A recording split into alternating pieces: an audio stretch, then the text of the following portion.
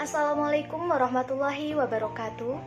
Halo semuanya, perkenalkan saya Ihsani Sakti Rizkiah, mahasiswa PPG Prajabatan Gelombang 2, jurusan Pendidikan Guru Sekolah Dasar Universitas Muhammadiyah Purwokerto.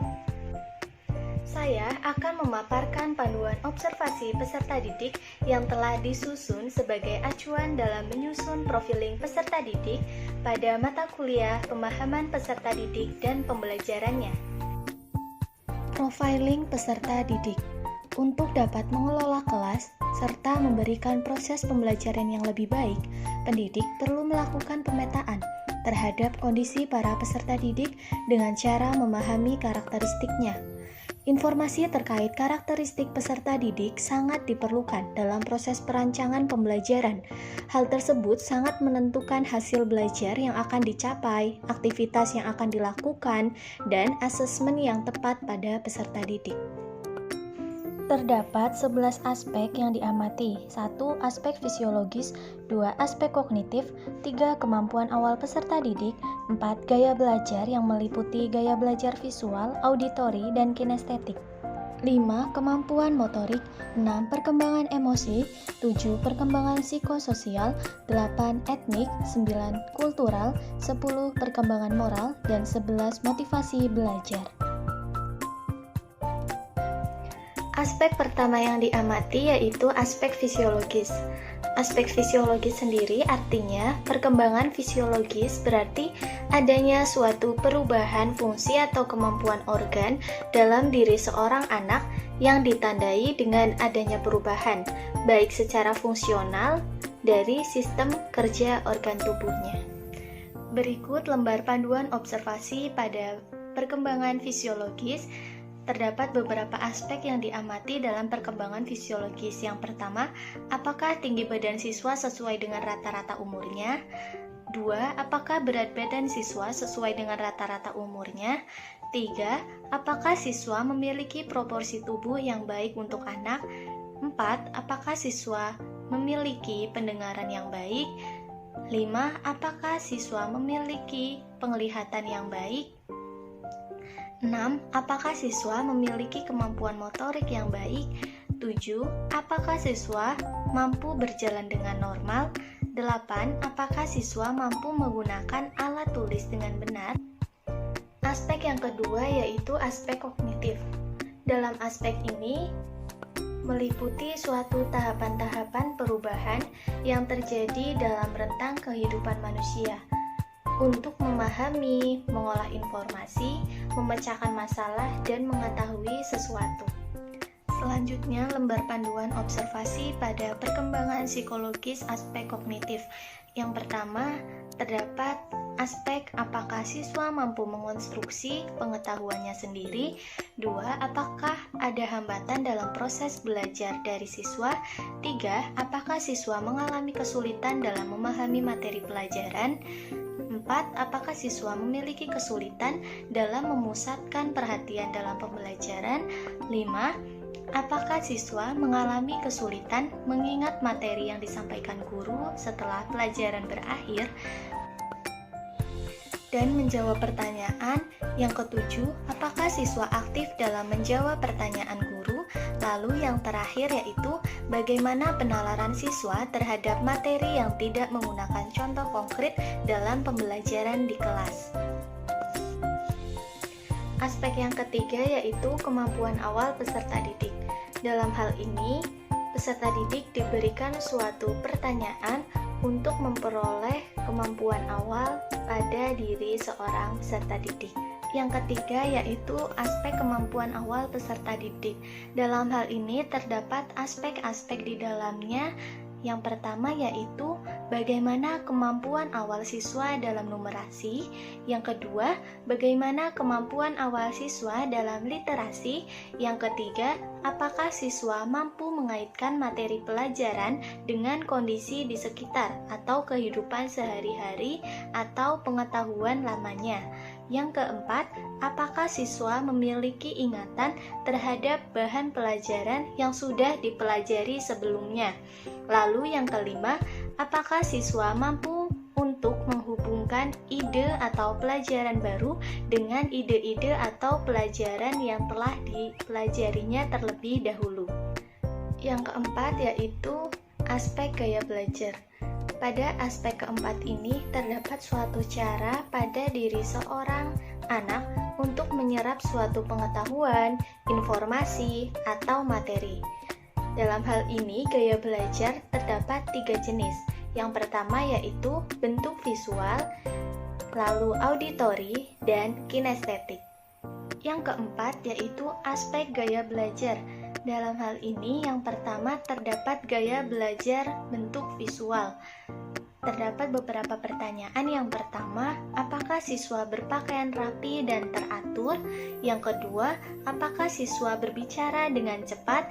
Yang ketiga, apakah siswa dapat mengeja bacaan dengan baik? Lalu yang keempat, apakah siswa lebih ingat apa yang dilihat daripada apa yang didengar? Yang kelima, apakah siswa dapat menghafal dengan asosiasi visual? Yang terakhir, apakah siswa sulit mengingat perintah lisan kecuali jika dituliskan? Dan apakah siswa sering meminta orang mengulang ucapannya? Selanjutnya, gaya belajar dalam bentuk auditori. Terdapat beberapa aspek yang diamati, yaitu yang pertama, apakah siswa berbicara kepada diri sendiri saat belajar? 2. Apakah siswa mudah terganggu oleh keributan?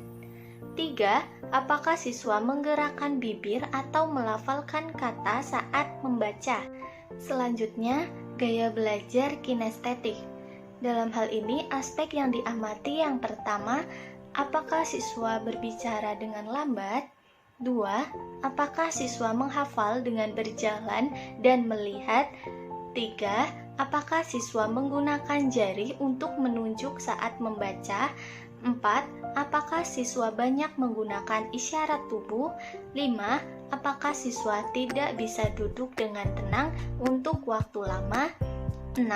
Apakah siswa mengetuk-ketuk pena, jari, atau kaki saat mendengarkan?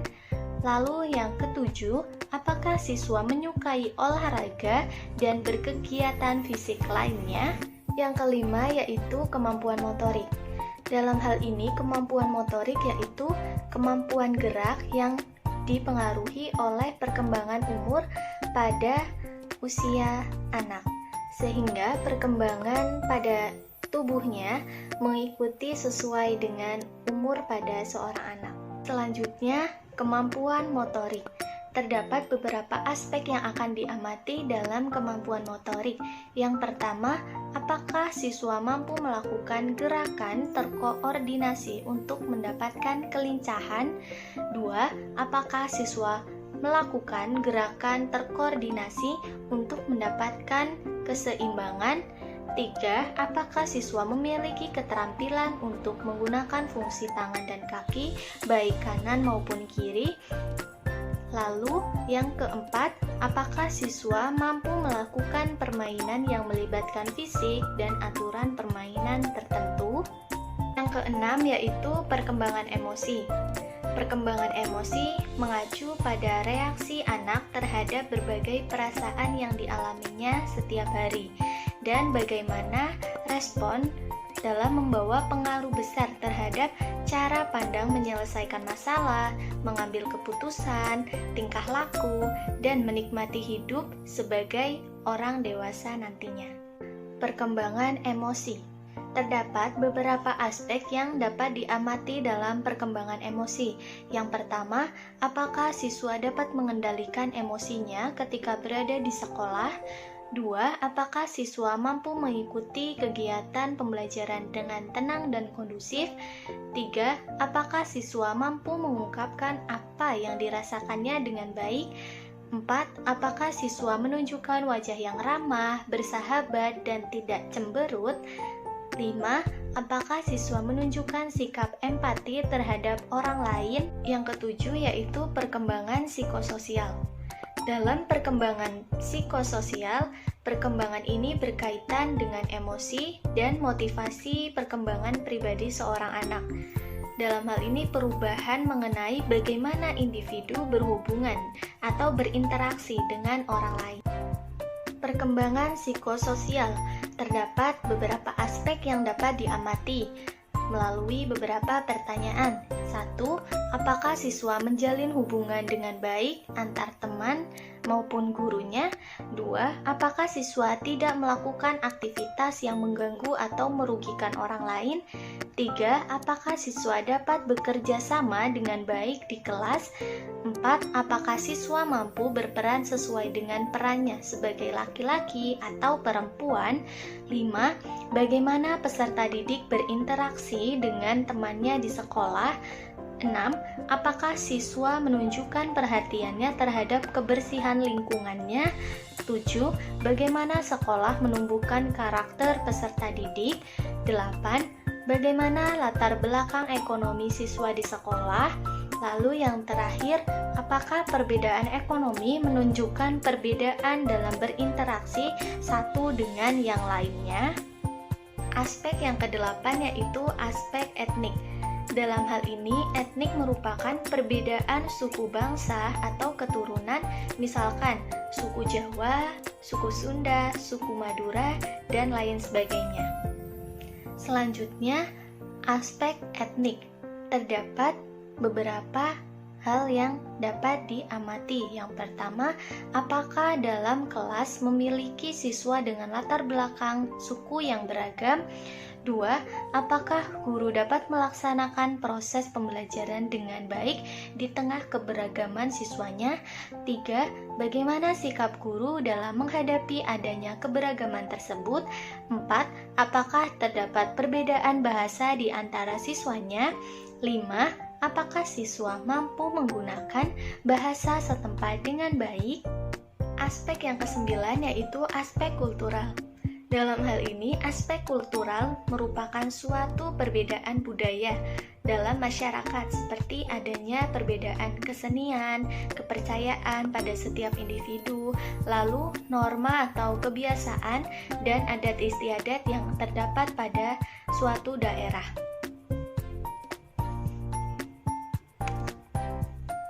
Selanjutnya, aspek ke-10 yaitu aspek moral. Dalam aspek moral merupakan suatu perkembangan pada sikap seorang individu dalam menentukan perilaku baik buruknya seseorang. 8. Apakah peserta didik mampu menghargai perbedaan dengan sebayanya?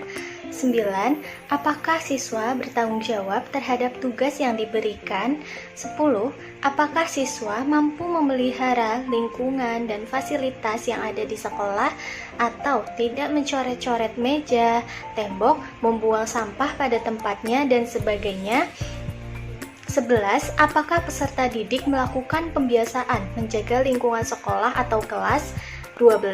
Apakah peserta didik mampu menerapkan sikap senyum, salam, sapa, sopan, dan santun atau budaya 5S? 13. Bagaimana cara yang diterapkan guru dalam menjaga konsistensi nilai moral pada peserta didik? Selanjutnya, aspek ke-10 yaitu aspek moral. Dalam aspek moral merupakan suatu perkembangan pada sikap seorang individu dalam menentukan perilaku baik buruknya seseorang. Perkembangan moral. Terdapat beberapa aspek yang dapat diamati dalam perkembangan moral. 1. Apakah siswa mampu menunjukkan sikap menghormati kepada guru dan orang yang berusia lebih tinggi di atasnya? 2. Apakah siswa menaati peraturan yang ada di sekolah? 3. Apakah siswa tidak berkata-kata kotor ataupun kasar? 4. Apakah siswa menunjukkan sikap sopan, santun terhadap orang lain? 5. Apakah siswa mampu menerima kritik ataupun saran dari orang lain? 6. Apakah siswa mampu melaksanakan tugas yang diberikan guru? 7. Apakah siswa mampu menjaga barang milik sendiri maupun orang lain? 8. Apakah peserta didik mampu menghargai perbedaan dengan sebayanya? 9. Apakah siswa bertanggung jawab terhadap tugas yang diberikan? 10. Apakah siswa mampu memelihara lingkungan dan fasilitas yang ada di sekolah atau tidak mencoret-coret meja, tembok, membuang sampah pada tempatnya, dan sebagainya? 11. Apakah peserta didik melakukan pembiasaan menjaga lingkungan sekolah atau kelas? 12. Apakah peserta didik mampu menerapkan sikap senyum, salam, sapa, sopan, dan santun atau budaya 5S? 13. Bagaimana cara yang diterapkan guru dalam menjaga konsistensi nilai moral pada peserta didik? Lalu yang ke-11 yaitu aspek motivasi belajar. Dalam hal ini, aspek motivasi belajar merupakan suatu kecenderungan siswa dalam melakukan suatu kegiatan yang didorong oleh hasrat dalam dirinya untuk mencapai suatu prestasi atau hasil yang akan ditentukan. Aspek motivasi belajar. Terdapat beberapa pertanyaan yang dapat digali dari aspek motivasi belajar. 1. Apakah siswa terlihat antusias dalam proses pembelajaran? Seperti apa bentuk antusiasnya? 2. Apakah siswa memiliki keinginan untuk lebih baik dari siswa yang lain? 3. Apakah siswa memiliki keinginan kuat dalam mendapatkan nilai yang baik? 4. Apakah siswa memperlihatkan dengan baik materi yang disampaikan oleh guru di kelas? 5. Apakah siswa memiliki upaya dalam menghabiskan waktu untuk belajar dan mengerjakan tugas yang diberikan oleh guru kelas? Selanjutnya 6. Bagaimana kesungguhan belajar siswa di kelas? 7. Apakah siswa bersemangat dalam menyampaikan pendapat atau dalam memberikan pertanyaan di kelas? 8. Apakah siswa memiliki semangat juang dan tidak mudah menyerah ketika mengalami hambatan? 9. Apakah siswa memiliki keyakinan diri untuk melakukan segalanya lebih baik dalam pembelajaran dibandingkan siswa yang lain? 10. Apakah siswa memiliki keyakinan diri untuk mengatasi hambatan yang ditemukan dalam pembelajaran? 11. Apakah siswa memiliki keyakinan diri untuk mampu mempelajari materi yang sedang dipelajari di kelas? Cukup sekian presentasi dari saya mengenai profiling peserta didik sebagai panduan observasi karakteristik peserta didik. Sekian dan terima kasih. Wassalamualaikum warahmatullahi wabarakatuh.